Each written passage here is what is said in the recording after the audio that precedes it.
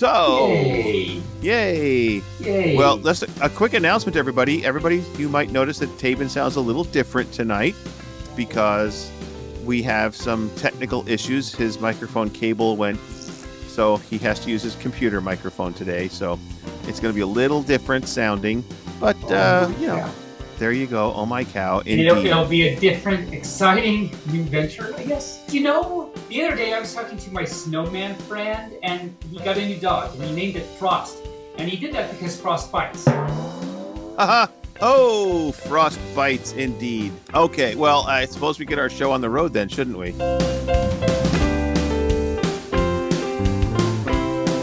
This is Barely Furcasting, featuring Taebyn, an Injured Nerves audio production.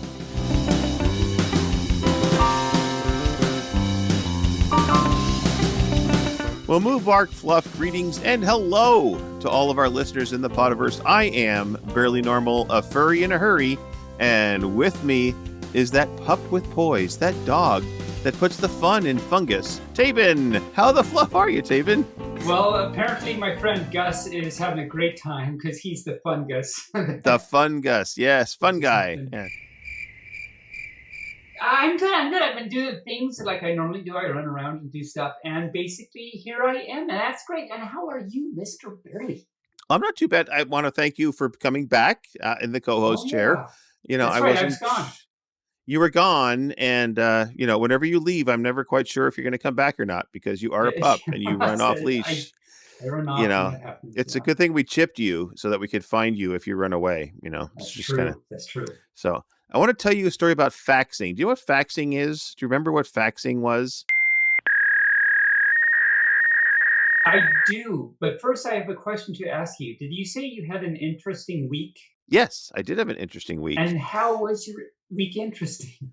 Well, it was interesting because I worked and I did some things outside, and I dealt with some things, and that's why I'm bringing up faxing.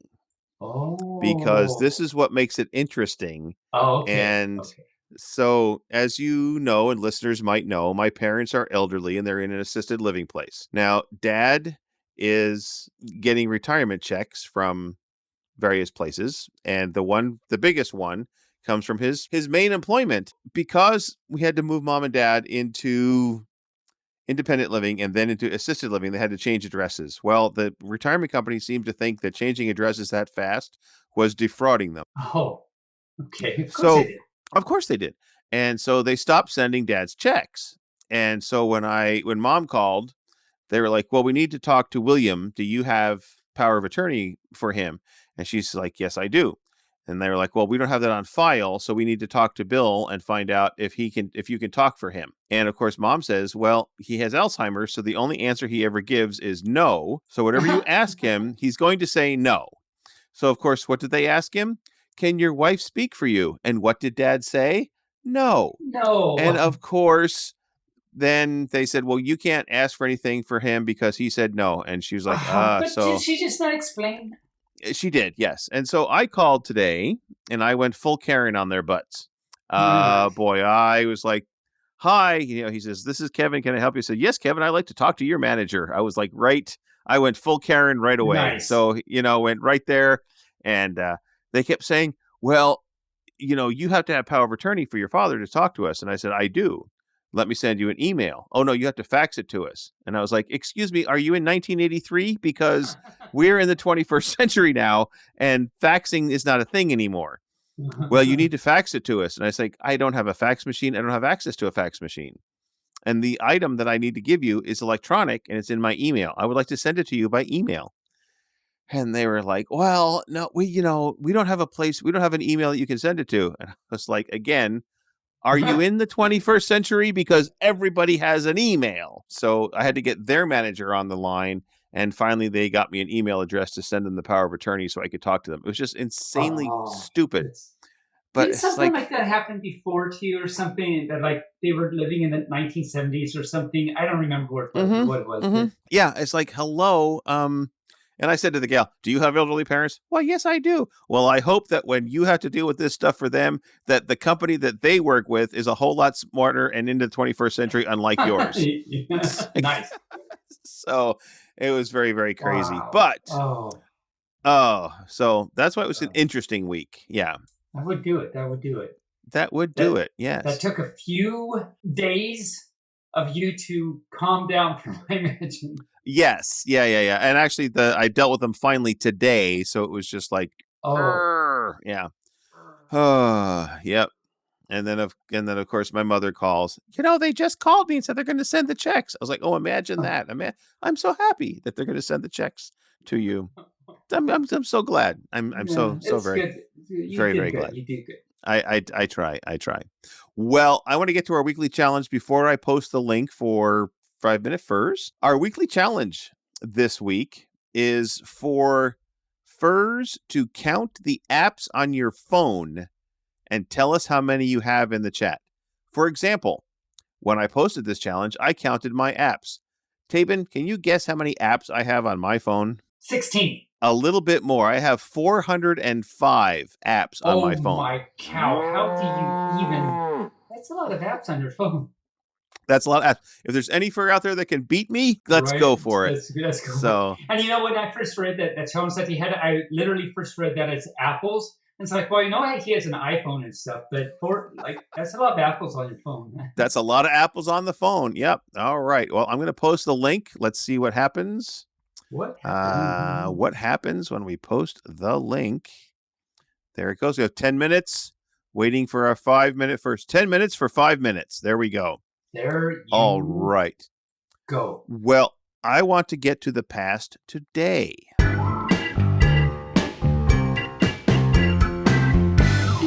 I hear the music for the past today. First of all, several weeks ago, actually 2 weeks ago, before you were not here, we talked about Ferdinand, and we wanted to know if it was a cow.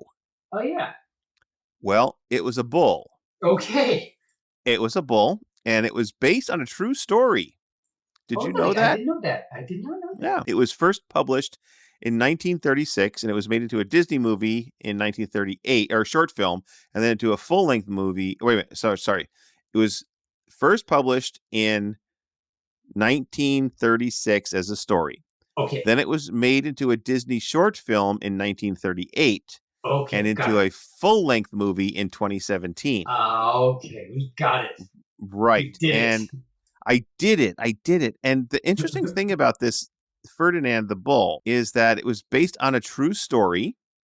And it's based on the story of a bull named Civilion.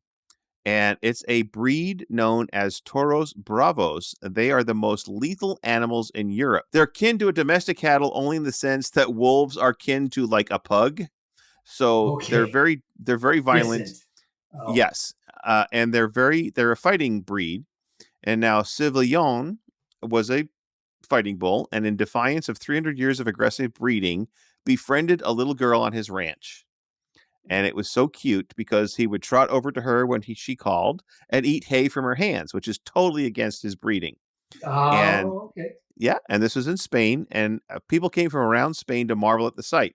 When the moment came for Civilion to appear in Barcelona Arena in 1936, thousands of people came to see whether his genes would tell against his upbringing. Well, they did. The moment the picador's horse stepped into the sand, Civilion remembered his lineage and put his head down and charged at the bullfighter.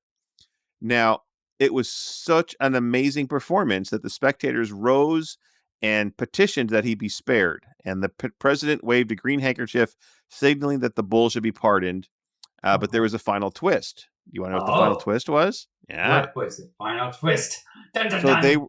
So the crowd was wondering, with Civillion's blood up and all raging around and raging at the picadors, whether he would still allow the girl to pet him. So she went up to the edge of the arena and called his name. He went up to her and nuzzled her hand. Oh. Yeah. Yay. Yeah. And so he was released. And depending on different stories, like within weeks of this event, a civil war broke out. And it's unclear as to the fate of Civilion, whether he went back to the family farm or whether he met his fate as so many other bulls and cows. But one thing is for certain, as of this recording, he definitely is dead. I can say that with certainty. But that's a true story. That's pretty That's cool. a true story. Yeah. Yeah. So the story of Ferdinand the Bull, and I think you're going to read that later in the show. Oh, am I? You are. Yes. Oh, well, good for me. And there you go. I feel that the whole picador thing and everything, this was like the Monty Hall problem in Spain because you had a picador. You had to picador. A picador is the men on horseback that, for lack of a better term, tease the bull during bullfighting. Oh, okay, that's what. Okay, yeah. I know what you're talking about now. Okay. So, and anybody that's in a bullfighting area would know, and they still do bullfighting, by the way. In Spain and Portugal and places like that. Yes, you could probably watch it on ESPN 12. Maybe if you go up to like 53.5, but it's there. That's for sure. Do you have any past today? I do. I only have one. Well, let's hear it. Okay, so on season 2, this season, episode 45, it was our 100th episode. It was. I think that's actually the same episode you were talking about a few weeks ago. Can you? So for every fur that we've been doing this every week for like the past 100 weeks, that's so crazy. Anyway, so after we got done recording, you said that you were going to have tortoise for dinner, and so my question is, how were your tortoise from 2 weeks ago that you might not remember? They were delicious. Oh, you do remember. That's great. I do remember. They were delicious, and every time I took a bite, I was thinking about the big, huge tortoise from your story. Remember the story? That's all I can think about now, too. Yep, that's all I can think about when I see the word torta. I think of the story. It's fun now. Yeah, it's fun now.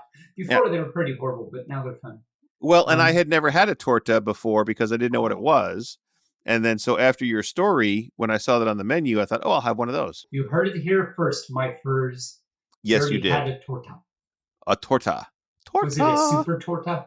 Like in the story? It was not a super torta. It was a standard torta.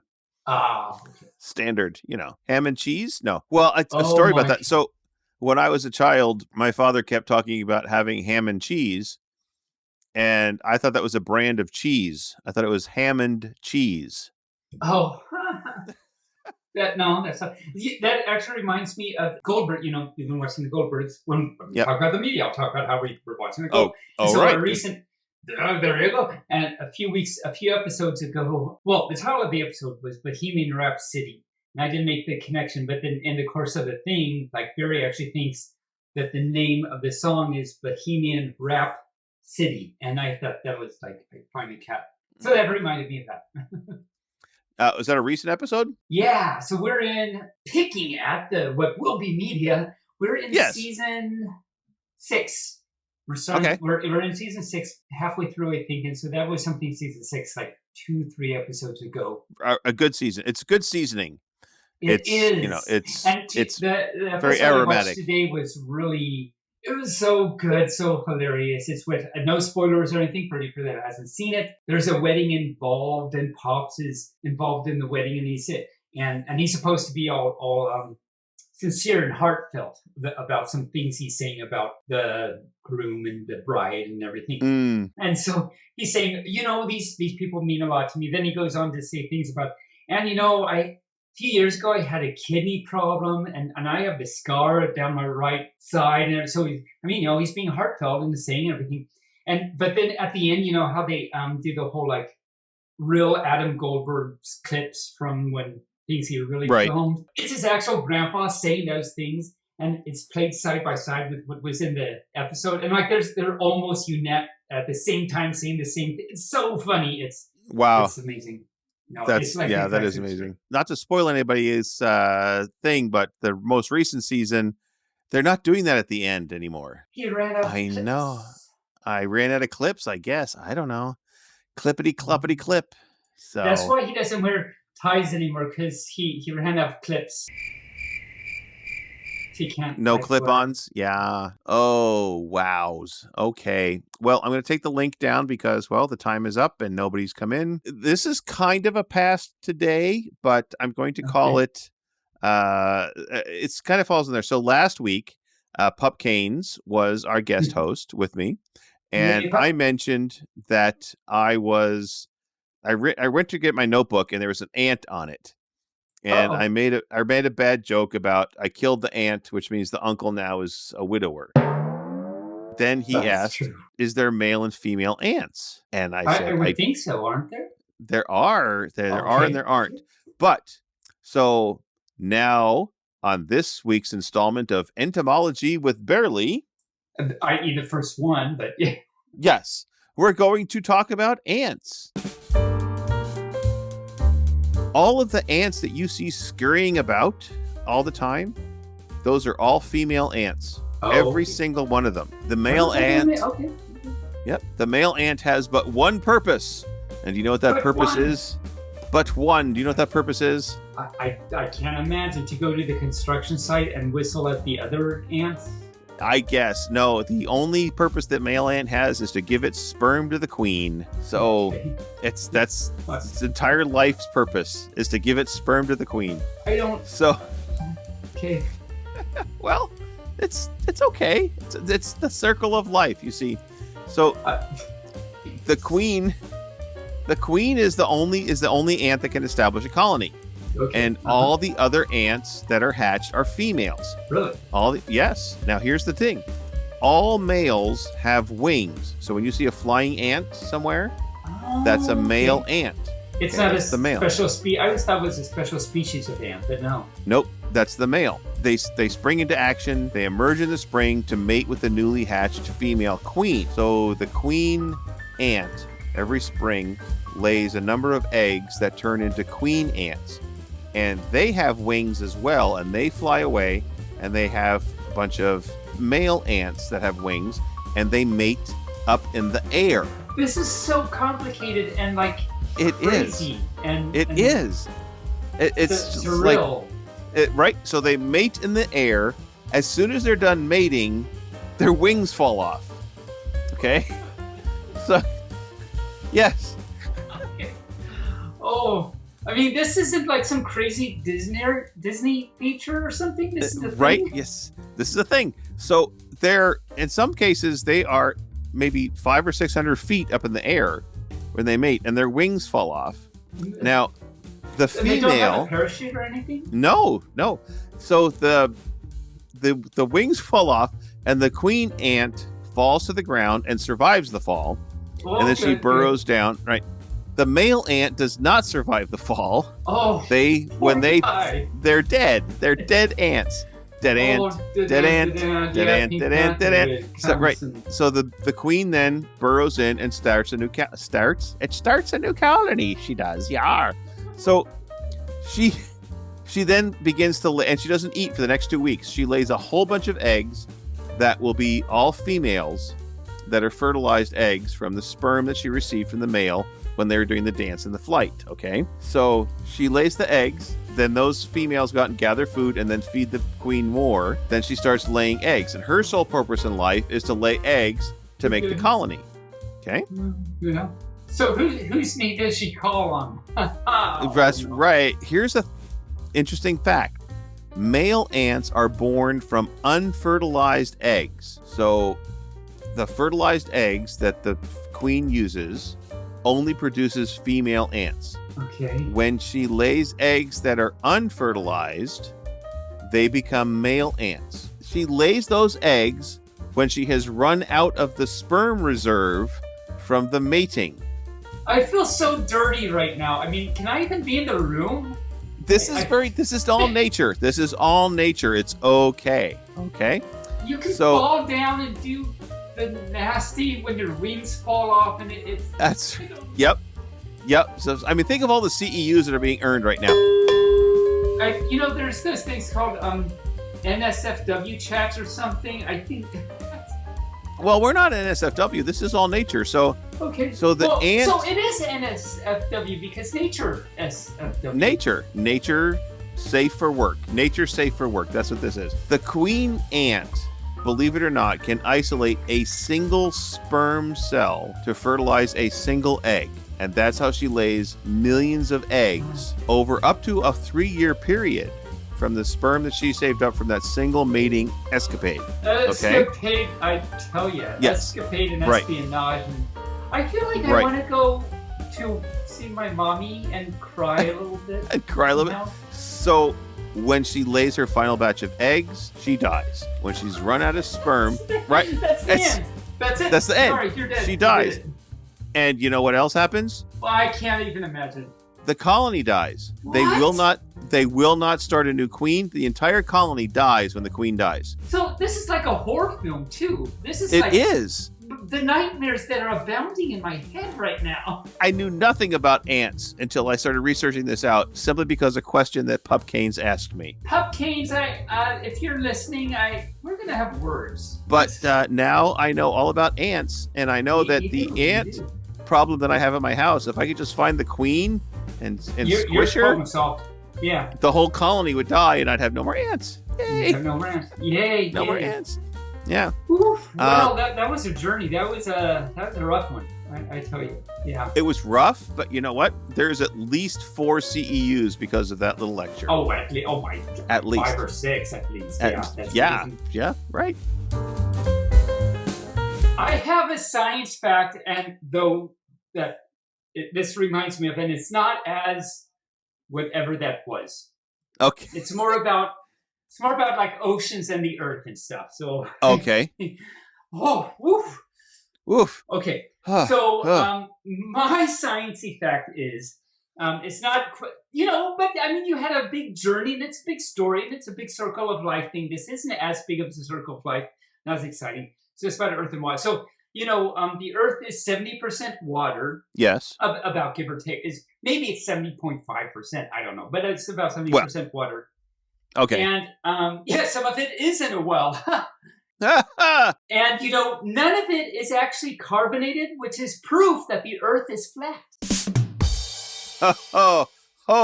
We proved it here. We just... hundreds of years of science down the drain because we just proved. Hundreds of years. Okay. Well, we're going to go into media, and that's going to be a nice segue into media. Because I'm just going to say I watched the first 2 episodes of the new season of Space Force. Oh, that's out. That's exciting. I didn't even know it's out. The astronauts were talking to the general, and the astronaut says the Earth is flat. Oh, and, okay. And of course, the chief scientist Malkovich says, no, the Earth is round. And he says, yeah, so is a pizza, but it's also flat. Point taken. Oh my cow. Okay. I was like, yeah. It's a round and it's flat. True. Yeah. Oh no, I can imagine journals, like I can see it now. Actually, I can't wait to see that. What he did matches up with what I just think he just did. But okay. Yep. So that's out, and then we watched the first 2 episodes of the new season of The Witcher as well. Now you talked about that a couple of weeks ago. I am really curious to know what you think. Well, as you said, it's a little slower than the first season, but I feel that they're doing a lot of world building because my hubby, as you know, is a big gamer. And he's played The Witcher, and so he was very excited for this season because a lot of the things that were happening and the places they were happening in were right out of the video game. Oh, I didn't even know it was a game. Well, hey, okay. Yeah, it's based on a video game, by the way. Okay. Okay. Good to know. Just in case you didn't know that. I'll make a note. I had to check that out. Yeah, so he was very excited, and yeah, it was kind of meh. There were some good fighting scenes, but it's Geralt is kind of a soft-spoken person. He is. How many episodes have you watched so far? You just watched the 1, or did you watch 2? We've seen 2, maybe 3. I think 3. Okay, so the guy that was the warthog came out. We saw that. Yeah, we saw that. Yeah. So that's the last one we watched. So. Okay. I think that's the last one we watched too. So maybe it's only 2. Yeah. No, the next one that he was at the fighting the tree guy. So. Is the next episode. Oh, maybe. No, I don't think I've seen. I don't. No, we did see that one. Yeah. That's the last one we saw. Yeah, that's the last one we saw too. So, okay. There we go. And I remember someone in the chat was saying, I think it was Ski Sharp, I forget. Some fur in the chat was saying that towards the end it picks up a little bit, towards the end of the season, because he heard the episode where I was talking about that. So, anyway, okay. Well, we'll see how it goes. And that's now I watched a show today before we started the recording called The Woman in the House Across the Street from the Girl in the Window. That's a mighty title, I must say. That's a long title of a show, yes. And it's very dark humor and it's more, how do you say that? Not humor, but satirical, maybe, I guess. Okay. They have interjections of kind of cute, funny, but it's very, very, very, very, very dark. So I'm going to give it 3 episodes and see if I like it. So it's a episode based thing. Yes, it's an episode based thing, and it's called The Woman in the House Across the Street from the Girl in the Window. I'm just gonna write The Woman in the House ... and Yeah, you'll be fine. It's not Netflix. Oh, okay. And what have you been watching, my furry friend? I'm just getting to the point where you write ... Okay, so now ... Okay. So for lunches, I've continued watching Grisco. It's so good. I love it. I'm halfway through season 4, which means I'm almost done. Okay. All right.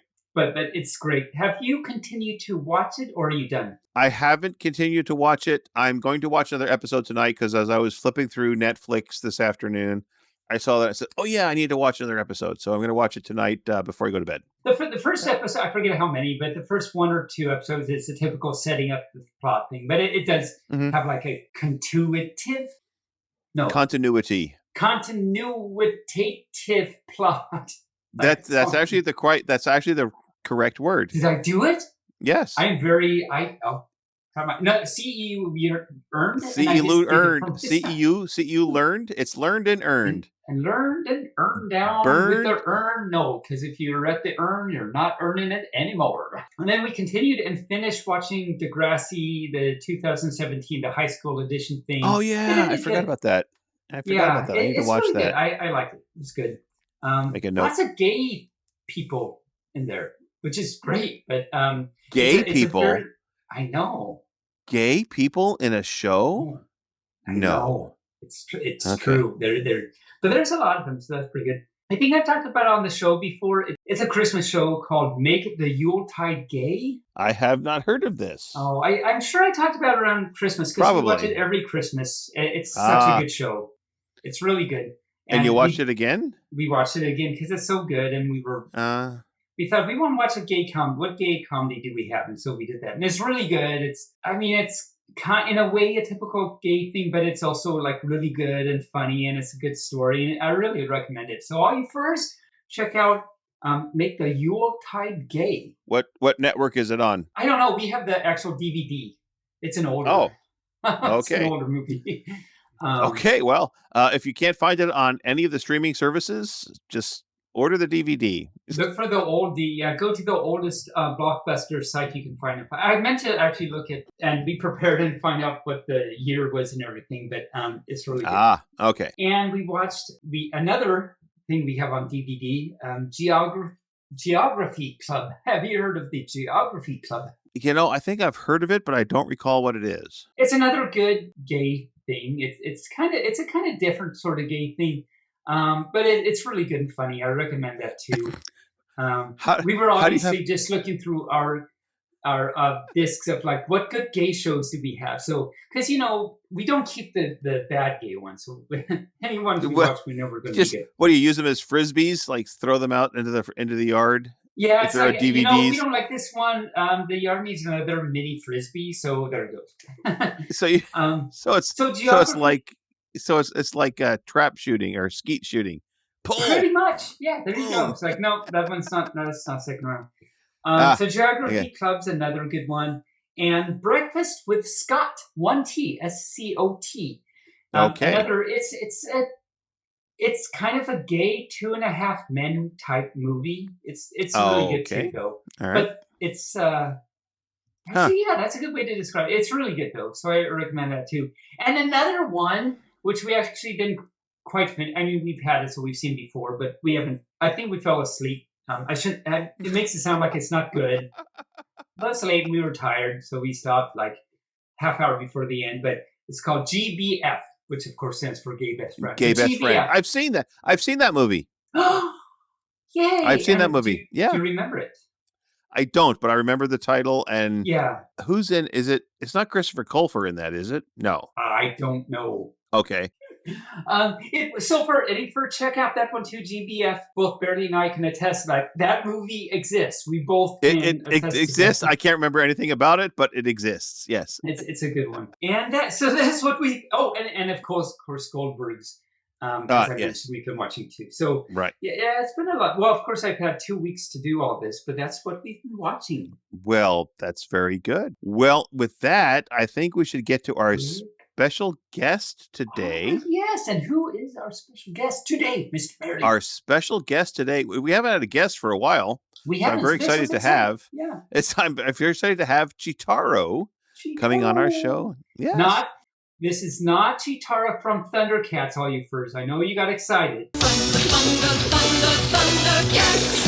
Oh, was there a Thundercats name? Yeah, Cheetara is the cheetah Thundercat. Yeah. So. Oh, well, there you go. I mean, why confuse them, right? I know. I just thought I'd point out. So no, this is Cheetaro and not the husband of. Anyway, so all right. No, yeah. It's a good time talking to Cheetaro, as we'll talk about. A volunteer at the Oregon Zoo has some really fun stories and things to talk about and what it's like working at the zoo. So, let's talk to Cheetaro. Welcome, Cheetaro, to our show. Thank you for having me.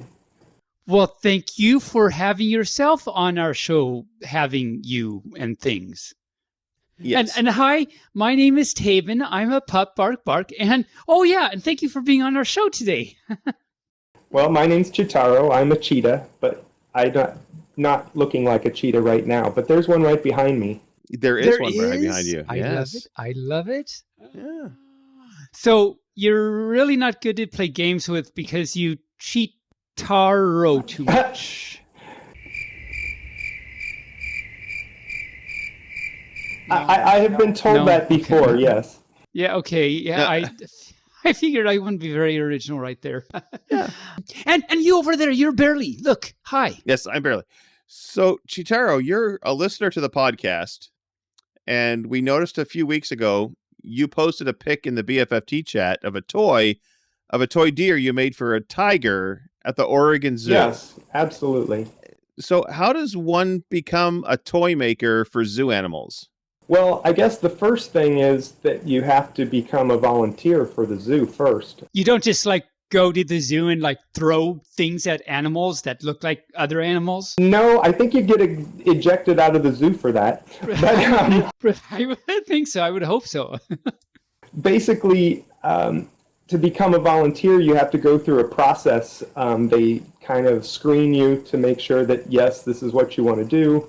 Then they put you through a training course to show you how to interact with the public, and then they give you things that you can do, one of which is what we call enrichment, and that entails creating things out of cardboard, paper, or whatever for the animals to play with. And as you said, that one deer that I made was made totally out of cardboard, and Elmer's glue.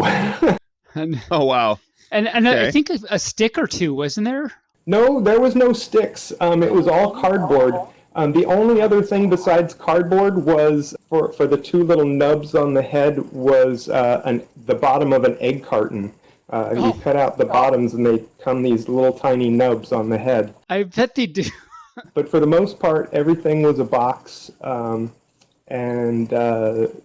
it was something like when I made the eyes, it's done with paper, and you cut out the eyes and then you just glue them on. It was a very boxy deer, and that the tiger looked like he liked it a lot. Well, I'm not sure how close you guys looked at those pictures, but the person who took those pictures was actually the keeper. And I got sent them because we're trying to do this thing where people who make things get to see what the animal does. Looking at the very first picture, you can sort of look on the back of the squared back of the deer, and there's actually like little something sprinkled on its head and a couple of places on its back. And if I had to guess what it was, I would think it was some form of a spice, whether it was like cinnamon or something of that nature. To try and get the tiger to... Yeah, well, the ironically fun part is that the tiger that we have at the zoo, her name is Bernadette, and she's actually fairly young. She's like, I think she's 3, if I remember correctly. And she had a sister, but they started fighting, so they had to get rid of her sister. And so we were asked as the enrichment group of the volunteers to make cardboard animals, and hence why I decided to make a deer for the tiger. And of course, it doesn't look like it in that picture, but the deer is the exact height of a deer. So I made sure that everything was semi-proportional, although it did look very boxy because, well, we don't get to be able to make things quickly or take our time to make things. We have to make things quickly. Mm-hmm. And so that deer was made in like the course of 5 hours of work. Oh, wow. Okay. Yeah. Did it hurt you a little bit to see that your hard 5 hours of work were now torn apart to shreds by a ferocious tiger that just wanted to roll around in the deer? I've been asked that question a lot by a lot of different people, and I say that it makes me happy to see my things that I make get destroyed. Oh, nice. I've made things for all the sorts of different animals at the zoo. The lions, the cheetahs, the African painted dogs, polar bears, pretty much almost every animal at the zoo. Wow. Oh, wow. I never tire from making something that looks really nice for the guests to be able to see, and something that'll also make it wonderful for the animal to have playtime with or enrichment for. Or destroy time, as the case may be. Yeah. Like there was a time when I made these very large, very large mugs that looked like they were hot chocolate with marshmallows for the polar bears. Oh, you did? Yeah, and it took them about 25 seconds to destroy it. They wanted that chocolate, I tell you. Yeah, exactly. And so it's kind of fun. We say in the enrichment team that you can make whatever you want, and you don't have to really be artistic. But, we want to try to give the guests an image that they would be able to know that it was something. And then I say the animals don't matter, but then I put the caveat on as soon as the animals start to complain that I don't do enrichment anymore. Oh, okay. There you go. That'll teach them. Yeah, I don't need a lion to critique my work. No, right? No, definitely not. Yeah, just ignores it, walks away. He's like, no. Yeah, it's like, oh, fine, I'm done. I'm out of here. Sorry. Find a new one. Well, that's very cool. It sounds like you have a lot of fun. We have lots of fun making various things, and like I said, I enjoy it. I've been doing volunteering now for 7.5 years, and the whole entire time, the one thing that I've done consistently at the zoo is make things for the animals. Oh, cool. So you started out from the get-go. You just chose, I'm going to do that, and then you've been doing it ever since. Yes, absolutely.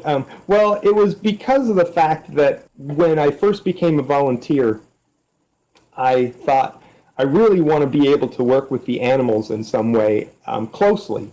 And out of all the various things that as a first-time volunteer that I could do, enrichment gave me the closest ability to be nearer to that animal, because I'm creating something and the animal is destroying it. So I don't know how much closer you can get other than being the thing that the animal's destroying, but since that's not allowed at the zoo. Yeah, they don't like it when they destroy the people, right? Right. Well, as my volunteer coordinator tells me, we can do anything once. Right. Okay. Yeah. It's just maybe definitely not more than once, depending on what that is. Yes. If we want to do something stupid like throw ourselves into an exhibit, we can do that, and we'll be able to do it once. Just one. That's true. That's very true. If you want to, that's a new type of plaything. When you do make a thing for the animals, wait till a certain time to give them to them and just wait for people to come around? Because if it's going to take like 25 minutes to destroy some big mugs of chocolate, I would imagine you want everyone to see it. So you're not just going to like throw in the chocolate, but you want to wait till everyone's there. It varies, to be honest. Sometimes the enrichment item is given to the animals like first thing in the morning before the zoo is possibly even opened, and so it might actually get destroyed even before the guests see it. But there are times when certain situations happen, because what happens at the zoo is when the keepers get there in the morning, they bring all the animals in from the outside exhibit onto the inside, and then they go out and they clean the outside exhibit of all the stuff that shouldn't be out there, and stuff. And then they push the animals back out into their outside exhibit, and then they clean the inside. And while they're putting together the outside before the animals go out there, then whatever enrichment item they have for the day, because our animals at the zoo get enrichment on a daily basis, they do that first thing in the morning. And if it's destroyed before the zoo opens their doors, there's not much that can happen in that regard for the guests to see. But there are occasions when there are bigger toys, like the lions and the cheetahs have these toys that are big, gigantic barrels that are like 40-gallon barrels that are plastic, that are made into toys. And sometimes there's like meat that's stuck all throughout, and the animal plays with it throughout the day and then gets a little tiny meat treat, so to speak. Isn't that just a neat meat treat? A meat treat. It's kind of like what I used to do with my bulldog. They had a toy called the Kong toys. You'd put peanut butter in there and a little treat, and it would entertain the dog all day trying to get at that treat. Is it also like if the animals get the fun toys before it even opens, does that kind of help them get more lively and excited about the day? Or like, does it affect their like psychology for the day? Yeah, I would say it does, because, now certain animals, of course, are a little more lethargic than others. Like a sloth? The felines, for example. Like a sloth. I thought that too, Taebyn. Oh, that too. Okay. But, but the African painted dogs, for example, I know a lot about these, because one of the other things I did do for volunteering at the zoo before COVID hit was I was helping the keeper in Africa with the lions, the cheetahs, and the African painted dogs, cleaning up the exhibit. Oh my, the lions and the cheetahs and the African painted dogs, oh my. Excuse the wording, but I literally had my hand in the poop. Yeah, well, you think so? I think so. I learned how, I learned that the painted dogs, they were a lot more active throughout the day, because, they had a lot more to do and things like that. Whereas the cheetahs, of course, they'll do something first thing in the morning, but then in the afternoon it's sleep time, so nap. The same with the lions or whatever. But it's interesting to see the different animals decide that, because the zoo gives them that opportunity to decide to be outside or inside, or be on exhibit or off exhibit, and so it's kind of a nice thing for them to be able to decide for themselves. Yeah. Decide on the inside or the outside, down on the low side, G side, yo. Or something. Actually, no, it would be the Z side for the zoo side. Right. Well, specifically for the sea otters, that would be the C side. Oh. Yes, it would. Out there in Newport, they got the C.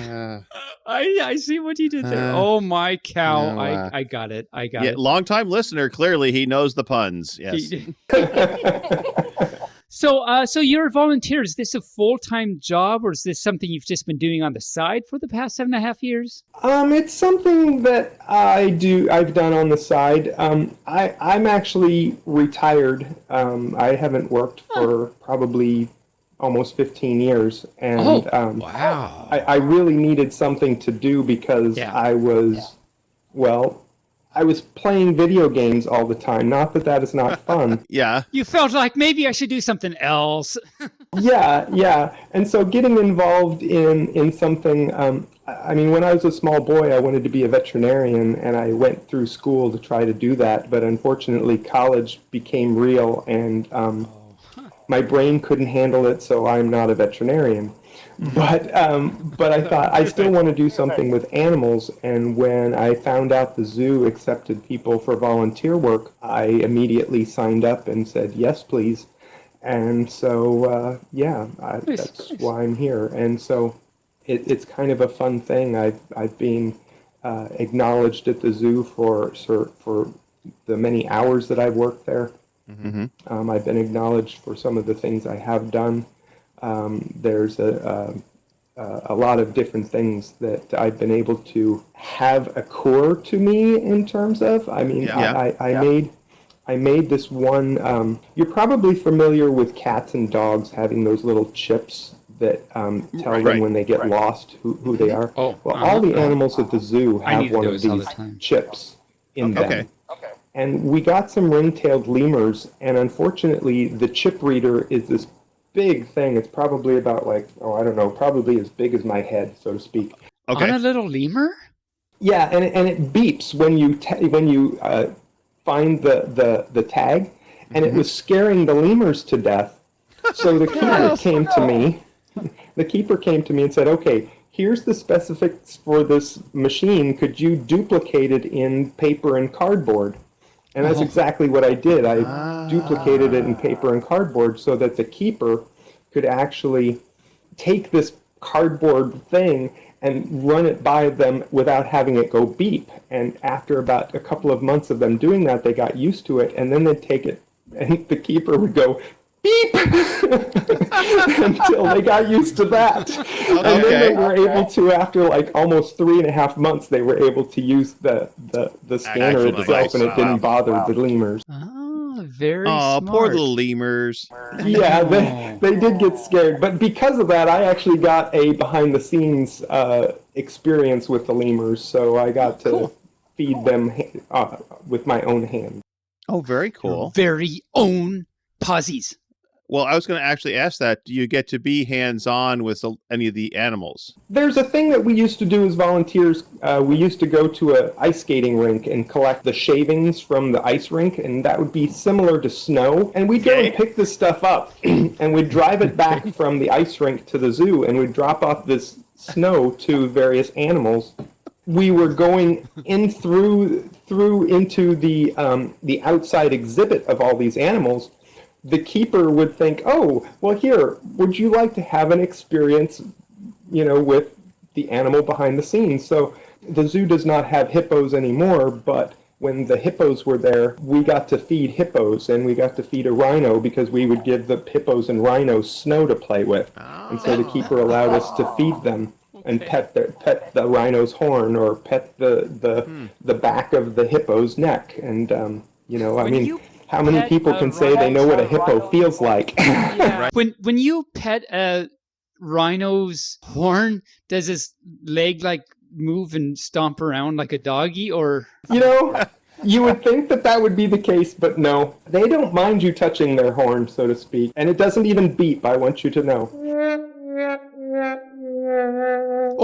Or it doesn't even toot, because then you don't have to worry about them tooting their own horn. Well, I mean, when people touch my horn, I'm very happy, so.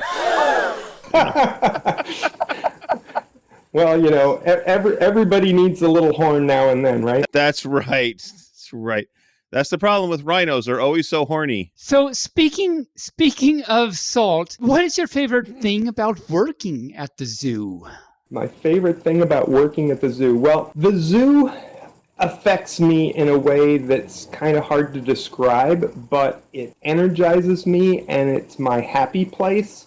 And so when I get to the zoo, believe it or not, I'm a very shy person. But when I get to the zoo and I'm talking about things about the zoo, like with you now, I'm very open, and I can talk to almost anybody about it because I feel that the zoo has made me a better person because I'm able to see things through the animals' eyes and appreciate them a little bit better. Very cool. Very cool. And when I am at the zoo and I'm doing what's called habitat roving, which is standing in front of a habitat and talking about the specific animals, it's kind of fun being able to tell the guest, this is the name of this animal and this is what they like to do. And just a couple of weeks ago, I was at our new primate forest, and the chimps were out, and I was at the primate area, and the orangutans and the gibbons were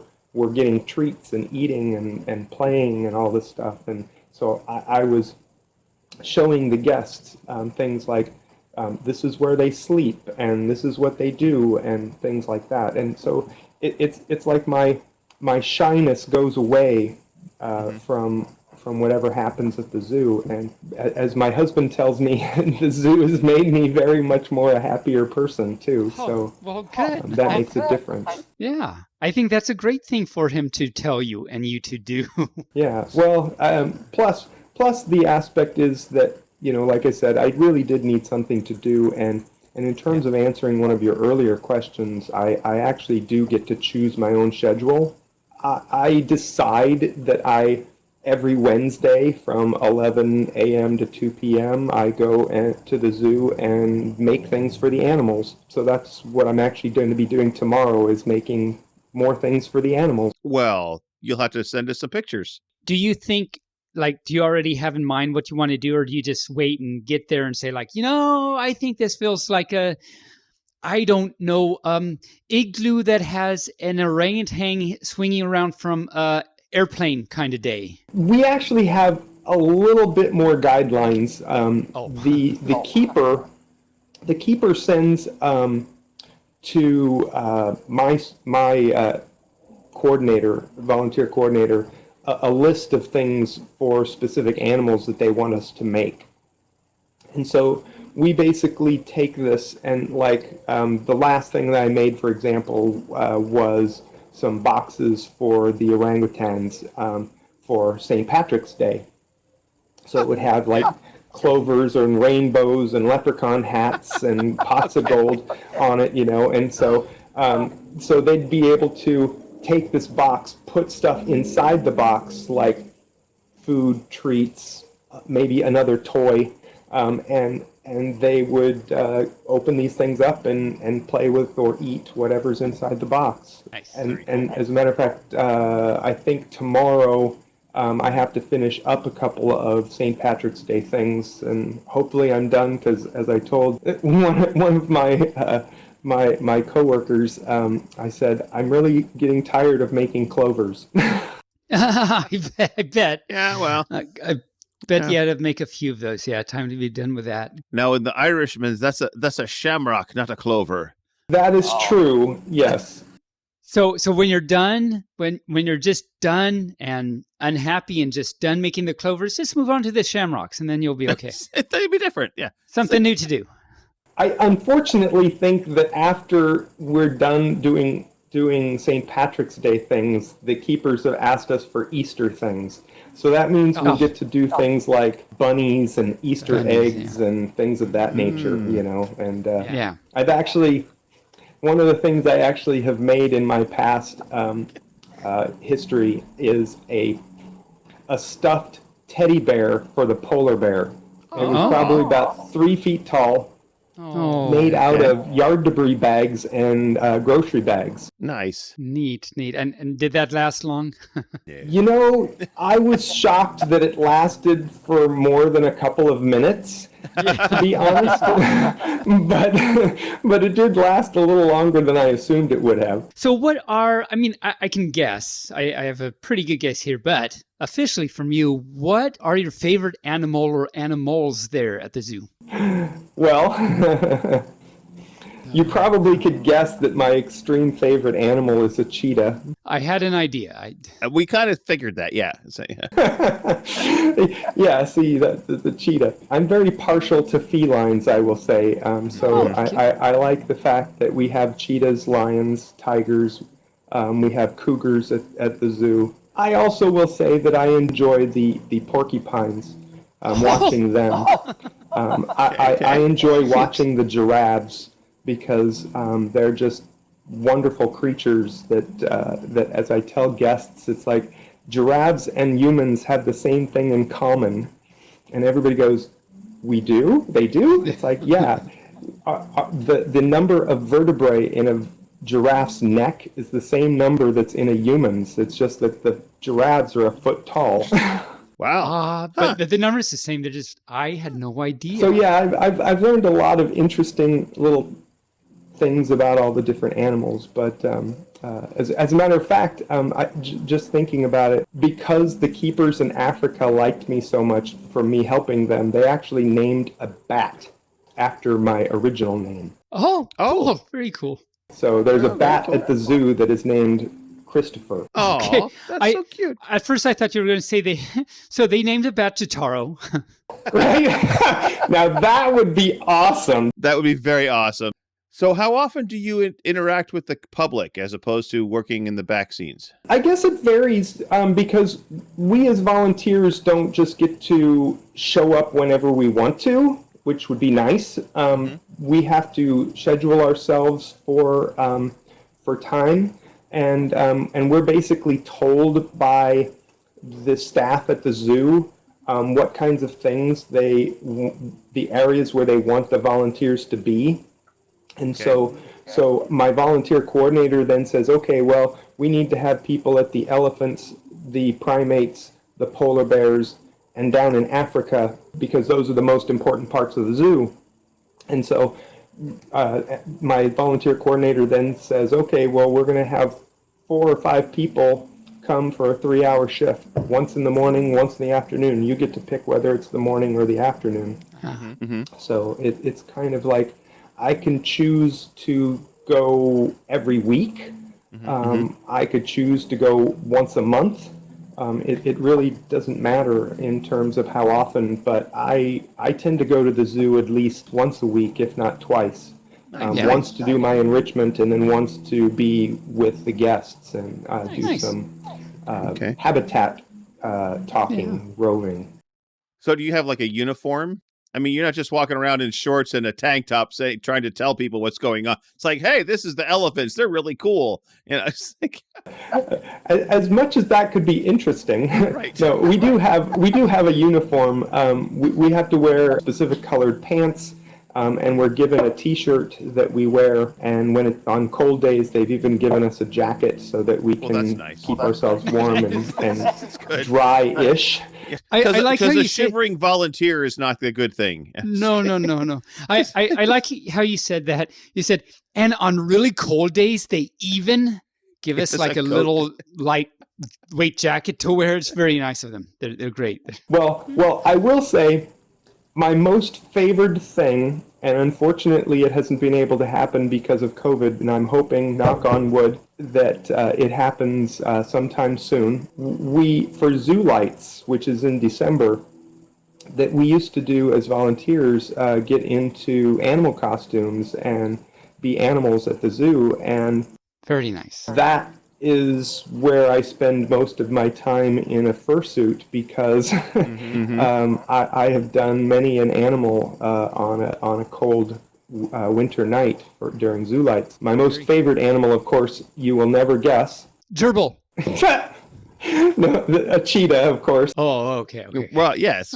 I've also been a polar bear, an elephant, a sea lion, and a reindeer. Nice. Wow, okay. Very nice. It's kind of fun being in the fursuits and greeting the public. Of course, we have to be mute.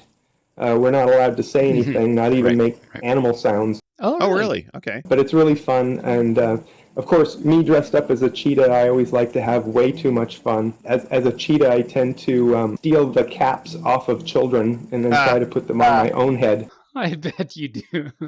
Cool. Very nice. That's very cute. Yeah, so anything to make a laugh. I've done so much in my fursuit at the zoo that it's not funny. I actually ballroom danced with some older gentleman. Oh, wow. Nice. Was there even any music? Oh yeah, because there's music that plays during Zoo Lights in the background. It's all Christmas music, of course, but cool. You know, but there's music playing in the background, and so there was one night that I was in my cheetah costume, and there was no guests around, and one of the people in the gift shop started playing with this little lighted up RC car, And I saw that from across the way, and I went over and I started playing around with it like a cat. Like any good kitty would do. There you go. It was really funny. It got more people to come over and look and want to take pictures. Of course, that's what we're there for. But yes. But I love to have a good time, whether I'm in or out of an animal costume. I try to have a good time. Very cool. Very cool. So, there's furs and people out there in the community that would like to probably help support the zoo, either via, supporting the animals, helping things stay clean, doing volunteering of their own. So either monetarily or, giving their own time to the zoo. What are ways that people can do these types of things? Is there a website to go to? What are all the things you would recommend? Well, yeah, if somebody wanted to get involved with volunteering at the zoo, it's unfortunately right now because of COVID, we're at a quote-unquote hiring freeze. I'm assuming once COVID is over, we'll come back to be able to start having volunteers come apply again. But basically on the website, the OregonZoo.org, there's a spot for volunteer information, and there's a place to fill out an application, which is not that difficult. It probably takes about 20-30 minutes of your time. Okay. Then you go to an orientation. They tell you what is going to be expected of you, and they ask you all sorts of questions to see if you're the right fit for a volunteer at the zoo, because they don't want somebody who thinks that the only thing they're going to do is go and visit all the animals behind the scenes, because that's not what happens. I've had those abilities to happen because of varying other reasons that just happened to be there at a time, but for somebody just general to think that they're going to be able to, like pet a lemur for that matter, it's just not going to happen. It's just right. I'm going to go volunteer so I can pet a lemur. Right. Well, sometimes lemurs need to be petted. I think it's a great thing, and so many. Believe it or not, there are so many different aged volunteers at the zoo. There's people who are in their teens. There's people even up until their 70s that are doing volunteer work. And there's one lady there that's volunteered for over 45 years. Oh, wow. My cow. So once you get involved with the zoo, you kind of become the Oregon Zoo family, and you just kind of want to continue to do that. That's nice. Very cool. That's very cool. I like that. Very cool. Very cool. What about for people that don't have time to get their time, or as you say right now, volunteers are a little bit, they're not accepting as many applications. So financially, what are ways that people can help support the zoo? On the website, there are places that people can donate money to the zoo. Okay. Just coming to the zoo and visiting is a big help because our ticket sales actually helps to give the zoo money to number one, take care of the animals, and number two, feed the animals. And so, because it does take a lot to feed certain animals, like, for example, an elephant, for example, can eat up to 250 pounds of food a day. That's a lot of food. That's a big breakfast, I tell you. Yeah. And so they have to have the money to be able to do that. And of course, there's certain animals like the sea otters, for example. They get to have some really extravagant foods, like shrimps, and occasionally they get a crab. Maybe some caviar. Yeah. There might be caviar in some of the fish that they get. Okay. Well, yes. I mean, if they eat a salmon, they're going to get caviar. Yeah. And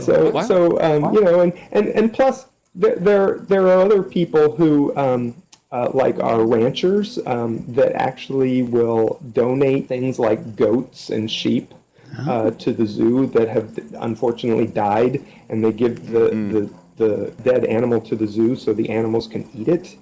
And they're very jolly about it too. Because they're jolly Ranchers. Jolly Ranchers. Yeah, I Yeah, thought it. I thought it couldn't. too. I thought it too, Taebyn. I have to say, we're on the same wavelength there. Yes. But you let me take the fall for that one. Thank you. I did let you take the fall for it. Yes. Oh, no fur will ever look at me the same again. It's kind of a nice thing that people coming to the zoo. There's all sorts of places around the zoo to drop off some spare change or $1 here or there. Right. For various things.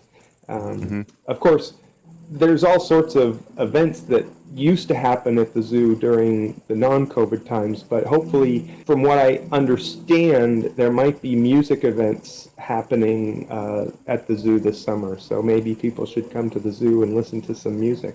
Yeah, there was a thing that I always enjoyed going to was the Zoo Brew with all the beer vendors and stuff. That was a fun time at the zoo. So I hope they bring that back this year. I hope so. We're going to cross our fingers. They're really hoping this year is going to be a little bit more different than the last 2 years. But in terms of the fact of what's going to happen, well, we all don't know yet. Right. Everything's up in the air. Nothing is set in stone ever anymore. Yeah. And if you set something in stone, I'm going to let you keep talking, Cheetaro, because that was going nowhere. I feel like I am a ball that's being juggled right now, to be honest. But until I'm still up in the air here somewhere, in that juggling circle. So I want to tell you something, and you might or might not already know. Are you ready? This might shock you. You are a furry. Now, did you know this? I do know that now. Okay, I'm glad I could let you know. Now, is this a big shock to you? Are you okay? Do you need to go call your parents or something, or you're fine? I have, for the last 25 years, I've always wanted a tail. Oh. And it's like I have tried my best to also imitate animals as best as possible, just because I think that animals know the right ways to do certain things. They know things. But the unfortunate part is I never thought that I was a furry back then until I started wearing the fursuits at the zoo, and then people were teasing me, and then I finally came to the realization. So I'm happy of who I am, and I'm happy where I am, and I love being a furry. I will tell you, because I have learned a lot since I dipped my paws into the cold water of furriness. Yeah.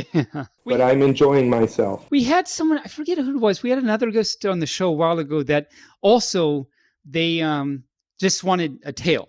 They wish they had a tail. And so they were part of a big group, a community of people that just want a tail. And then it was later that he realized, same type of thing that you just said, then it was later he realized, oh, I know okay, I understand. So, no, very, very cool. So you've actually relatively new to the fandom and to being furry then, officially? Yeah, I would say that is correct.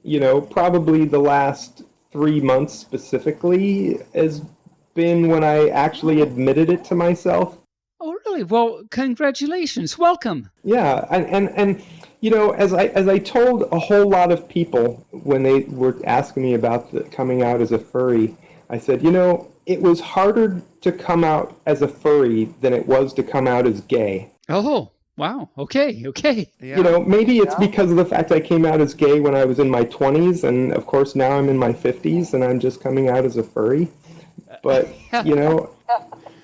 such is the way life goes. Age is unimportant at this point in my life. Right. I agree, 100%. Gray muzzles unite. Yes, yes.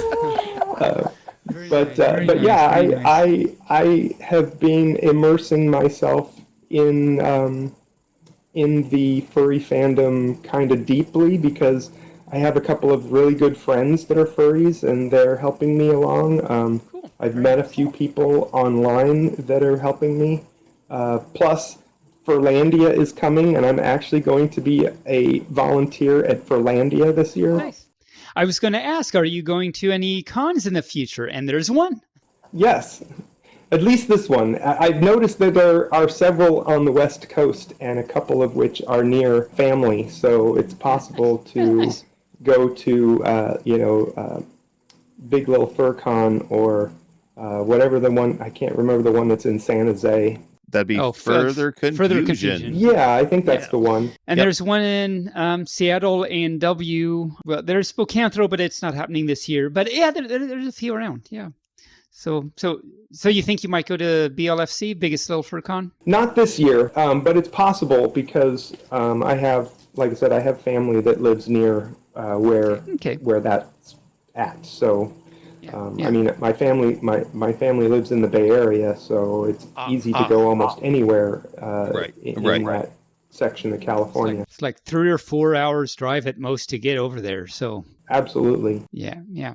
There's a lot of furs, as you can imagine, that go to both Further Confusion and BLFC because it's just they like a lot of them live in the Bay Area and near FC anyway. So I'm impressed because I've found chatting on a couple of I found a couple of chat sites for furries, and I've actually been chatting with furries around the world, so to speak, and fun. Mm-hmm. It's kind of a different concept for me because, I mean, when I came out as gay, in my 20s, I mean, the concept of that was a little bit weird as well. Right. But, but, to get immersed into the gayness, so to speak, was a little bit more hard than it is to immerse yourself in the furriness, so to speak, because, in the furry side of the world, everybody seems so nice, willing to help. They're just super wonderful people, and I have about a half dozen people that I've met that now want to meet me during Furlandia, so it's going to be kind of an awesome moment. I think it'll be great. And I say all the time that, furry community we're some of the most accepting, supportive communities out there. And we're just happy little fluffs, I guess. But yeah, Furlandia, I'm excited for you. Furlandia it was actually my first con. There's actually been a lot of firsts for me. So it's a pretty cool little con. It's not the biggest thing, but it's not the smallest thing either. And so it's, I also like the hotel layout. Even it's just a fun little thing. Yeah, so I'm excited for you for that. I'm very much looking forward to it for lots of different reasons. Yeah. Oh, definitely. So, is there anything else you would like our listeners to know about you or what you do? That's a good question. I get that a lot when I ask that. Well, besides volunteering at the zoo, there are 2 other things that I do. You do other things?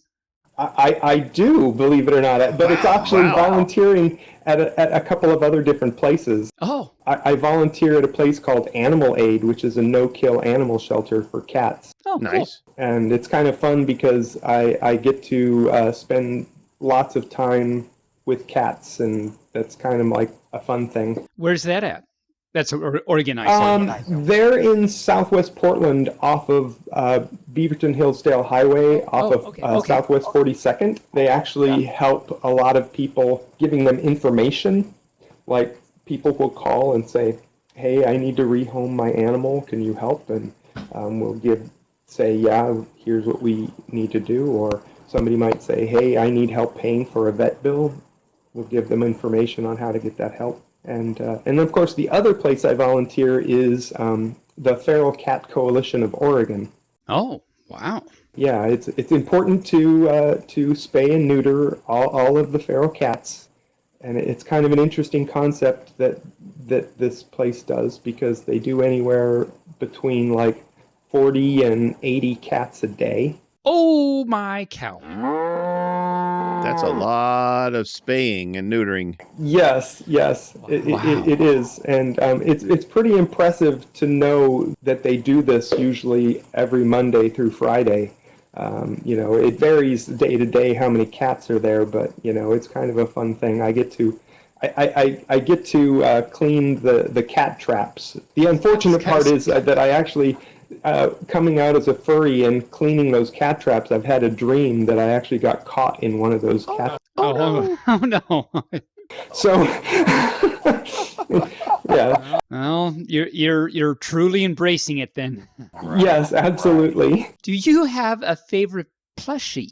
I would have to say the answer to that question right now is yes. And it's because my birthday was last month, and my husband got me a rabbit chew toy. Oh, nice.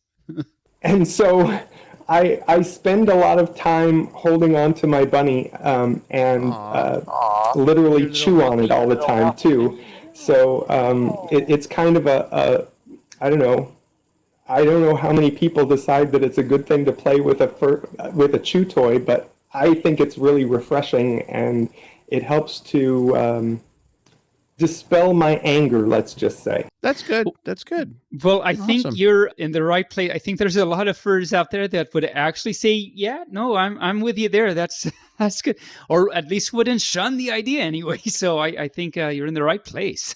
There are places in the world you can go and you say, yeah, I have this bunny that I like to chew on every now and then. You might not receive the best reception, but I think you're fine here. You're in a safe space. Well, I did. I don't have a fursuit, but I did get myself a cheetah onesie bodysuit, and it came with a tail, and so it came with an extra tail, and so now that I have an extra tail that's not on my bodysuit, I'm actually having that, and so I wear my tail all the time when I go out, and cool. I notice people staring at my tail all the time, and they're just envious. They're like, I wish I had such a beautiful tail. Everybody wants a tail, and they just don't want to admit it. Yeah, see, exactly. Well, Cheetaro, thanks for coming on the show. We know we've been talking for about an hour, but I have one question. Do you have a parting shot, your words of wisdom that you'd like to give to the fandom? Oh, wow. All these questions. I just hope that when I do finally get to Furlandia, that all the people that I'm going to meet exceed the amount of care and love that I've gotten so far from the people I have chatted with. That in itself is the best thing ever, that it shows to me that there is a group of people out there that actually do care about other groups of the same people. It's taken me 50 years of my life to find it, but I am so glad that I found the furry world, because it's brought a lot of happiness to my life. Mm-hmm. Nice. Mm-hmm. So I take that in summary as saying, don't worry, be furry. Absolutely. So you heard right here, you furs, you're doing it right. All right. Well, thanks for coming on the show. Yeah, thank you. You bet. Yeah, thank you for joining us in this eve and doing things like talking to us about how wonderful the zoo is and the animals and the things, and that whatever, the igloo with the airplane on top. I don't even know where I was going with that, but that happened. So thank you for all that. And have a wonderful evening. Hope to hug you in the fluff someday. I am looking forward to it. Yay. All right. Okay. Well, have a wonderful night. Bark, bark. Bark, bark. Meow, meow. Chirp, chirp. All right, Cheetaro. Wow, It's nice to know that there's furs that are working at the zoo. I really like that. I'm going to have to go to the zoo now, and hopefully he'll explain something about the lemurs. I don't know, while we're there. But I don't know what we'll find out something. Yeah, it was good to hear him talk about stuff, and he's all passionate about, which is great. And I loved how he was talking about how once you're a volunteer and in it, you're like in this big, nice zoo family. And yes, and very good info. You can really support the zoo by actually just going and visiting and everything. And that's very great. So yeah, it's a lot of fun to talk to you. Lots of fun. All right. I think we should get to our next segment. What do you say? I say the thing that you just said, which was to get to our next segment. So let's do that now. All right. Well, Taebyn, you know what time it is when we get back from visiting with our guest. I have a feeling I do, but maybe you should remind us, what time is it, Mr. Barely? It is time for Furries in the News. Furries.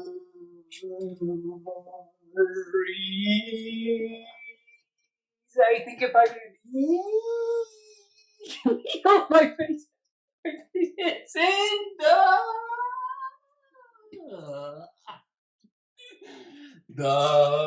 I'll just stop now by saying.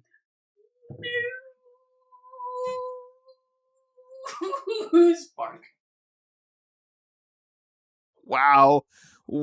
So, unfortunately for our listeners, they don't get to see you acting this stuff out. I saw a lot of your muzz in the camera as you were getting closer and further away from the. It's like Taebyn muzz, no Taebyn face, Taebyn muzz, Taebyn face. It's like So, all right. Yeah, that must have been scary at the same time. It was. So there is a registered student organization at the Southern Illinois University called the Saluki Furry Society. Saluki. And they've been around since 2018, so they've been around for 4 years now. Okay. And they held a fur bowl, which is very common to have bowling for furries, at their student center. Now, here's what really made me excited is that there is a 20-lane bowling alley at the Southern University Student Center. Yes. That's crazy. I've known a place that like they have like a 2, if they're lucky, 3 lane, but 20? Yeah. That's 20 amazing. lanes and a whole bunch of pool tables. The whole section is called bowling and billiards. Bowling, and it's like this big, huge place. It's a huge part of their student center. Their student center, I looked it up. Their student center is huge. Now, Really? I've been to several universities and colleges in my time, and the student center is kind of meh. You know, it's like a student center. It's like nah. You know, it's just like there's a place for to watch TV and do some work, and maybe a pool table and a snack bar, right? And maybe if you're lucky, bowl down half a lane of the bowling. Maybe, pile. yeah. But this place, Southern Illinois University, if I had known that existed, I would have gone there. For that. Because, yeah, I mean, I'll have to check that out. Wow. I mean, you know, the big university that I went to when I was in college was the University of Steubenville in Steubenville, Ohio. And everybody laughs when I say that name because I think we've talked about this before. Yeah, we have. Yeah, right. So, but here's the funny thing: the student center had a full bar in it. Really? Oh, okay. That's the one thing that I have not seen at any other student center was a full bar, and it was great because a pitcher of beer was $1.50. There you go. That's the student center stuff, man. It's like, wow. And so we would drink at the student center and have a good time. But the best thing that we had to do anything with the student center was drinking, and they had one video game. It was Dig Dug. Oh, that is so cool. I love Dig Dug. Yeah. I once made it to the, I think, 102nd, 103rd level on Dig Dug. I was proud of myself. Oh my God. Really? Yeah, it was. Okay. All right. Well, Taebyn, I have a challenge for you. All right. You're going to come up to Salem, and we're going to go to the Coin Jam, which is a bar restaurant here in Salem, and they have Dig Dug there. Wow. So you and I are going to play Dig Dug. Oh my! Okay? I think also Kajani Lion. Bucktown Tiger plays Dig Dug and was posting. He tweeted a video of him playing and like beating Dig Dug or something. Uh-huh. Yeah. Oh, he beat Dig Dug. Like he just like beat the whole thing or something. I forget exactly, but it was like huge. He got this huge score and everything. It was amazing.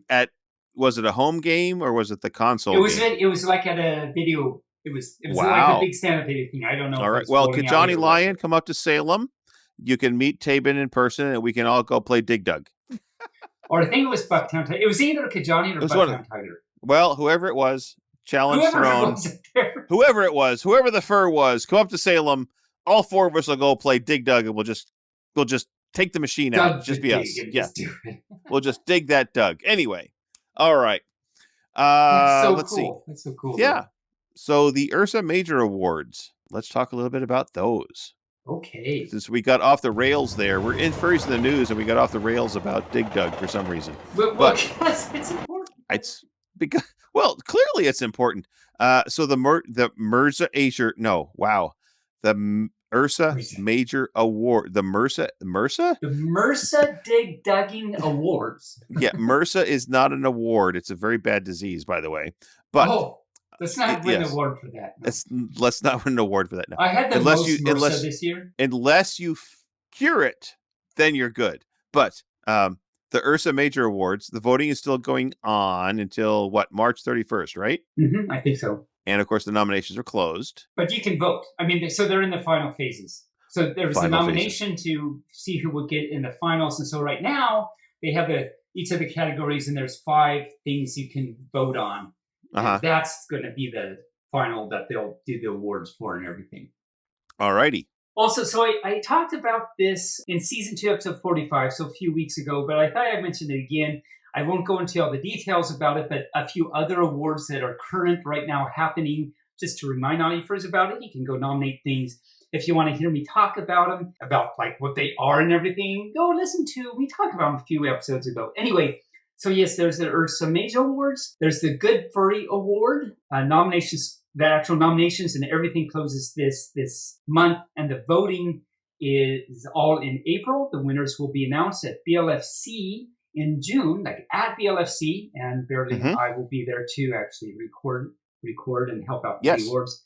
Yes, we will. You can go to askpapabear.com, which is a great site anyway, but go there and you can nominate. And you can also, there's a big list of all the furs that have been nominated, so you can read about them. And also, of course, previous winners and everything. There is also the Leo Literary Awards. The nominations for the awards are closed, but you can still go to furrybookrareview.com/literary-award to see past winners and current nominees. And then there's the wait a minute. Wait. Did you say the Lurie Literary Awards? I might have, but I meant to say Leo Literary Awards. Okay. But I could gotcha. definitely see that I could have accidentally said Leo or whatever you said. Lurie. It's like what's the what's Dennis a Lurie? Literary Awards. Lurie. So there's those, whatever that is. And there's the Kayeto Award for the best short story, best novella, best novel, and best anthology from the previous year. And also in the other works category, you can nominate for podcasts. And you can go do Koyoto Awards, COYOTLAWARDS.com to nominate and look into that. So again, it's confusing because it's. So let me spell how you, because it doesn't sound My baloney has a first name, it's OSCAR. My baloney has a second name, it's MEYER. And if you put them together. I see what's happening now. Okay, it took me a minute to. Okay. So COYOTL Awards is put together, and now it's got mayonnaise and mustard with Oscar. Okay, anyway. Oscar Mayer.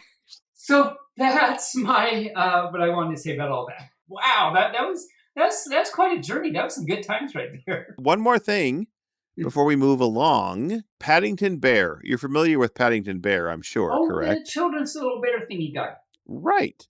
Now, what you might not know, and a lot of furs might not know this, but the president of Ukraine, who's currently under siege by Russia, he voiced Paddington Bear for the Russian make of it. Really? Yes, That's he crazy. did.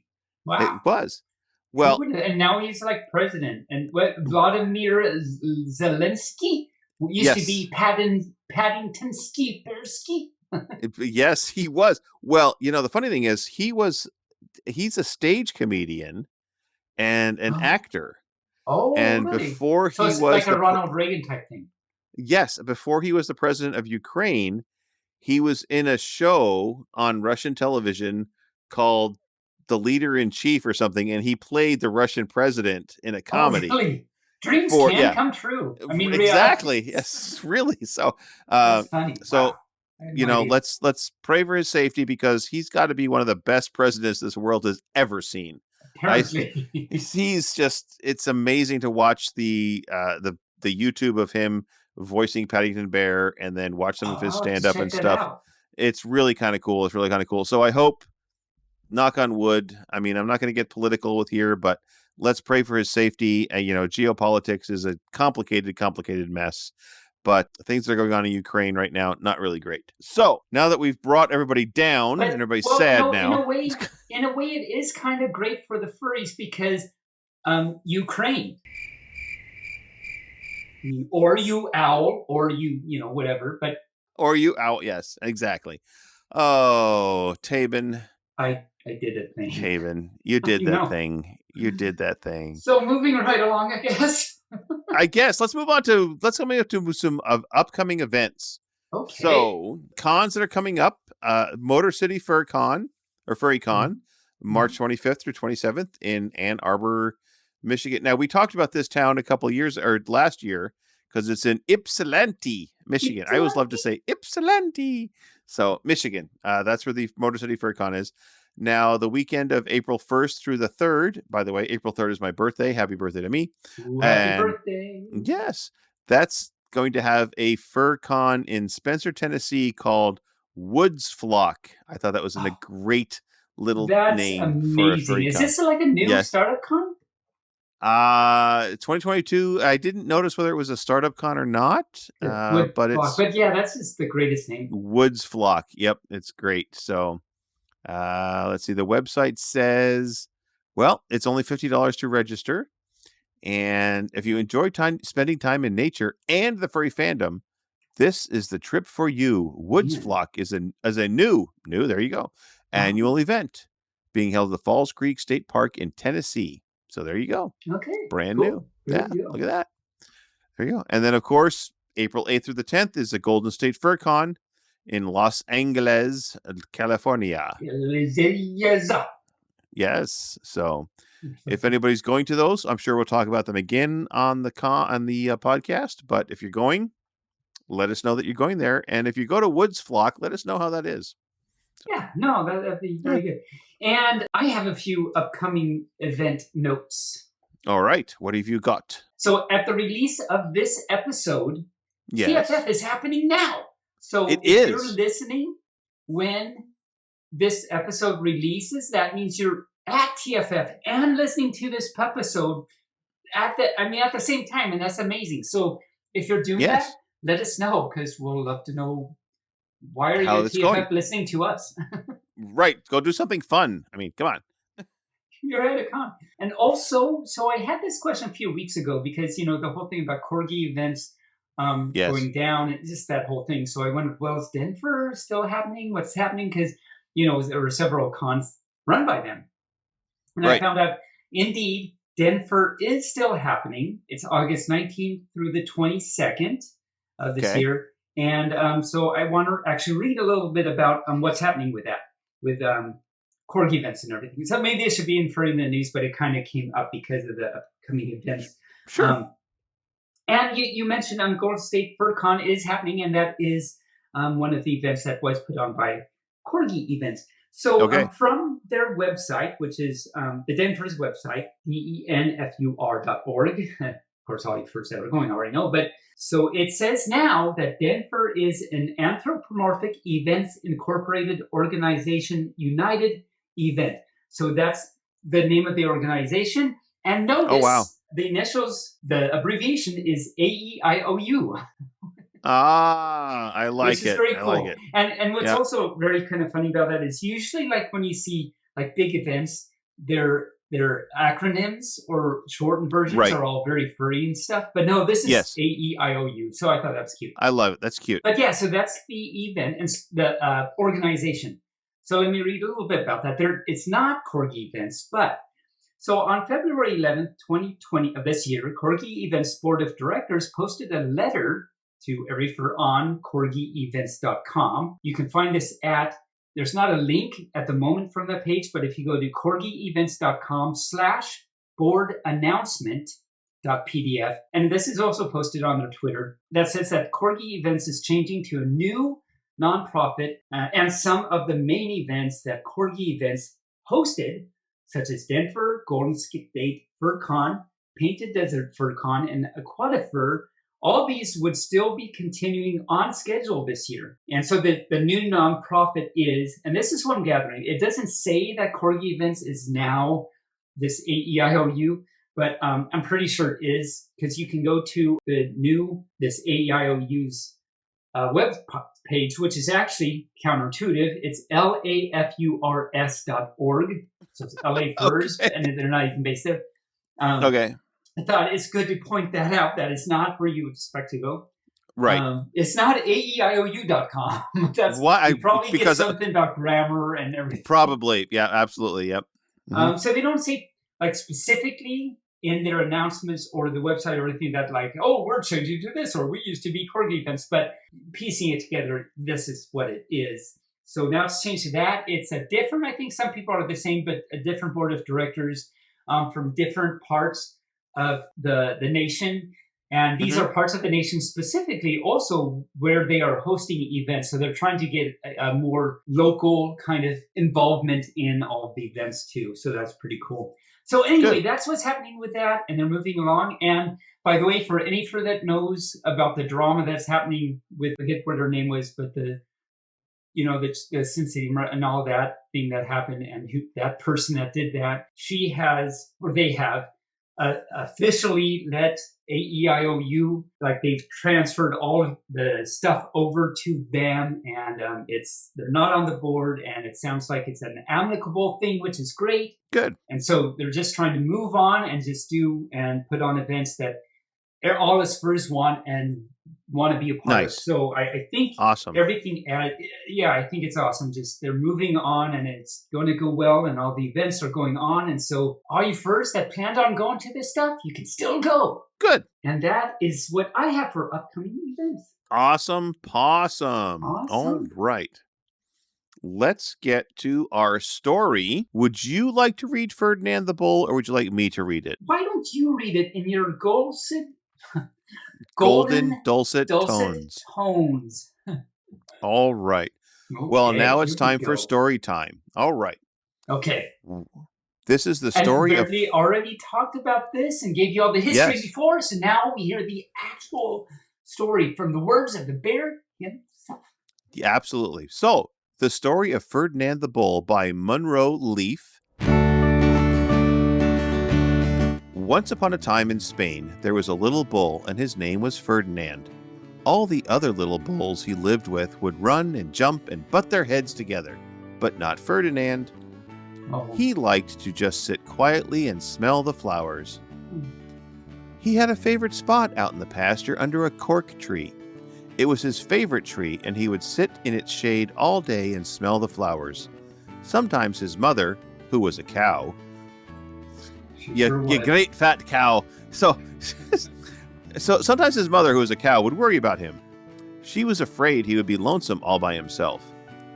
"Why don't you run and play with the other little bulls and skip and butt your head?" she would say. But Ferdinand would shake his head. "I like it better here when I sit quietly and smell the flowers." I don't know why his mother and he sound similar, but his mother saw that he was not lonesome. And because she was an understanding mother, even though she was a cow, she let him sit there and be happy. Oh. As the years went by, Ferdinand grew and grew until he was very big and very strong. All the other bulls who had grown up with him in the same pasture would fight each other all day. They would butt each other and stick each other with their horns. But what they wanted most of all was to be picked to fight in the bullfights in Madrid. But not Ferdinand. He still liked to just sit quietly under the cork tree and smell the flowers. One day, 5 men came in very funny hats to pick the biggest, fastest, and roughest bull to fight in the bullfights in Madrid. Very funny hats. These were very funny hats, let me tell you. All the other bulls ran around snorting and butting, leaping and jumping so the men would think that they were very strong and very fierce to pick them. Ferdinand knew that they wouldn't pick him, and he didn't care. So he went to his favorite cork tree and sat down. He didn't look where he was sitting, and instead of sitting on the nice cool grass in the shade, he sat on a bumblebee. Oh no. Little bumblebee. Well, if you were a bumblebee and a bull sat on you, what would you do? Well, you would sting him. Yes. I'd first say, don't do that. And then... Right. Yeah, and that is just what this bee did to Ferdinand. Wow, did it hurt? Ferdinand jumped up with a snort. He ran around puffing and snorting, butting and pawing the ground as if he were crazy. The 5 men saw him, and they all shouted with joy, "Huzzah!" There was the largest and fiercest bull of all, and just the one for the bullfights in Madrid. Oh no, poor Ferdinand. I know. So they took him away to the bullfight in a day in a cart. And what a day it was. Flags were flying, bands were playing, and all the lovely ladies had flowers in their hair. They had a parade. They did not have funny hats. No, they had flowers in their hair. They had a parade into the bull ring. First came the bandoleros with long, sharp pins with ribbons on them to stick in the bull and make him mad.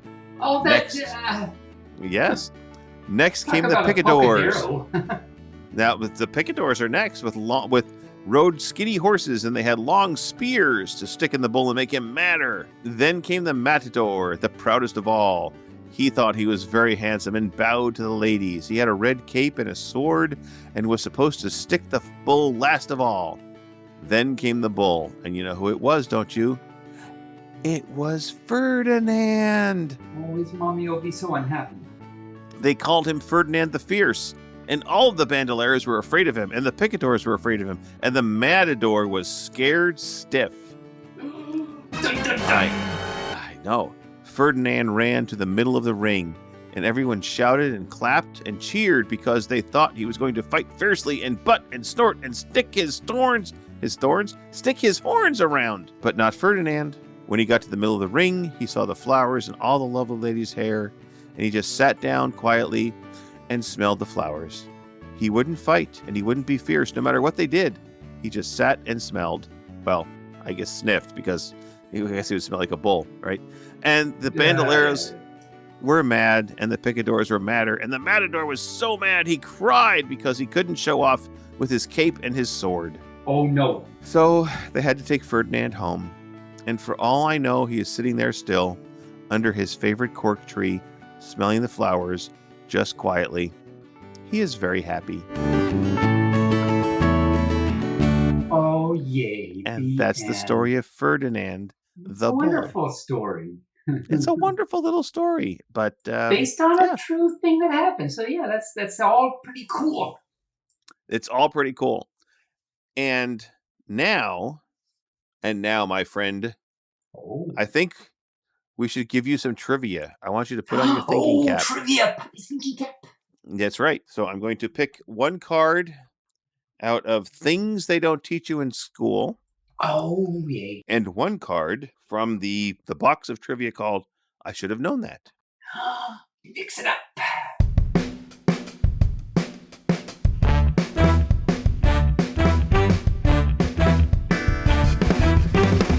Okay, so the first question is, how?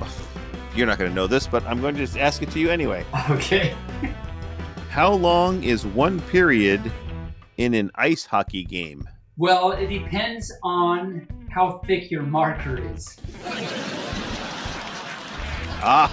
Very, yes. And that's my answer. So I'm going with that. Okay, well, it is 20 minutes. So, okay. So it's a really big period with a big marker, yes. I was just thinking, yeah. Here's one that you might know. Oh. What is the world's best-selling musical instrument? Guitar. Good guess, but it's actually, are you ready? Oh? The harmonica. That's a little counterintuitive. Okay. It is, because I wouldn't have thought that was a musical instrument, but it really is, I guess. It is, yeah. And well, and it's one of those musical instruments that you actually read. That's what makes the harmonica sound. It's got reeds in it. Does it? Yeah. Oh, see? So let me say it again for any further that didn't CEU catch it. earned right there, yes. So I go back now that we know and can understand this. It's one of those musical instruments that you can read. Okay, moving right along. In what city can you cross the Golden Gate Bridge? It's in California somewhere. Yes. We've actually crossed it. We have crossed it. Yes. Bay Area. Bay Area is one of it's also known as the something Bay Area. Golden State. No, it's not Golden State Bay Area. It's the San Francisco Bay Area. There you go. The San Francisco Bay. Absolutely. Yay. Points. Okay. Points for him. Hooray. That was a close one, though. How long can beef be stored in the freezer? Is it I should have known that thing, or they don't? This is things they don't teach you in school. Okay. How long can say that again? How long can beef be stored in the freezer? 2 weeks. Well, yes, it can be stored for 2 weeks, but it's up to a year if the meat was fresh when you froze it. There you go. They did not teach me that in public school, I tell you. They did not. They did not. Let's see if I can find a decent question. No, not that one. This is very morbid. See, if you climb to find the question and afterwards, it will be descent. Yes, it will be a descent into terribleness. That was actually really terribleness, I must say. That was really terribleness. I'm going to pick another card because I didn't like the rest. Let's see. What's this one say? He had it. All you furs out there, Barry, you just had to get a new card because descent was horrible. Wow. Okay. Here's our final question. Are you ready for the final question? I'm ready with my puppy logic. Legos. We're familiar with Legos, right? Yes. Okay. Lego toys are well known to most people. What does Lego stand for? Oh, wow. It stands for something. Okay. Puppy logic. So before Legos, you had to build log cabins with little sticks. So one word log cabin is what L stands for. Ego. My ego. So Lego my ego. So E stands for ego. So G stands for, well, I mean, if you didn't Lego my ego, I'd say, gosh darn it, Lego my ego. So G stands for gosh, and O stands for, once they give your ego back to you, you say, oh, thank you. So Lego stands for log cabin ego. Oh, thank you. So let me try it again. Wow, this is hard. Lego stands for log cabin ego. Gosh, oh, thank you. Oh no, gosh, give me that. Okay, let me try again. One more time. Lego stands for. Okay. I'm trying to remember many things. Log cabin ego. Gosh, give me that back. Oh, thank you. Well, that's a good description of said word. However, which is so very incorrect. So very incorrect. But here's something, and I didn't know this either. So this is actually pretty cool. It's Danish word. It's a Danish word, and that's the phonetic of the Danish word for Lego. Legodt, which is pronounced Lego. Okay. Which means play well in Danish. I did not know. I definitely did not know that. Didn't know that at all. That was an incredible fact that we just learned by playing trivia. Holy cow! I know. There'll be a master's degree in barely furcasting before too long. Oh my cow! Master's degree in barely furcasting. Wow. Sign me up. So, there we go. Well, Taebyn. Oh, wow. Did we do it? Do I hear music? As I hear music, it looks like we came to the end of another fine episode. Fine. We laughed. We cried. We peed a little. Oh. Well, no, no, I didn't pee a little. Did you pee a little from excitement? I did get excitement a little. We'll skip over that. All you first good. Yeah, but seriously, we learned a lot about stuff. We learned about Ferdinand. We learned about ants. We learned about Legos. And Legos? A lot. Yeah, Legos. I mean, and we had a great time doing it. And so be sure to support us as you see fit with financials or with listening or sharing our podcast or with voting for us at various awards or nominating us for various awards. For example, something like that. We love all your support, all the support. We love you. We will see you at a con soon. And until next time, I say Moobarkfluff, stay furry. Taebyn, take us out. We are now out. And I'm going to say while we're out, thank you. As I say, thank you very much to all our furs, all you furs, for listening and taking time to listen to us, whether it's on your drive to work or just sitting around at home because you got nothing else to do. Thank you for choosing us to do that. Or because you're trying to tune out your mom that's yelling at you. I think that's a great way to spend being yelled at your mom. You learn CEUs from it, so thank you very much. We love you so much for doing that. Thank you for your support in the ways that Barely mentioned. And we'll see you at the con. And until next week, we bark at ya. Moobarkfluff, stay furry.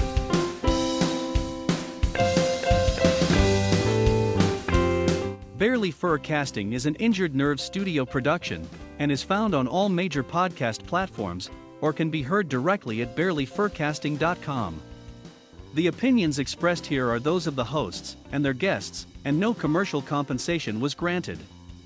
The Furcast is produced, recorded and directed by me, Barely Normal, aka Mike Began, and is edited by myself and our associate editor Rain Raccoon.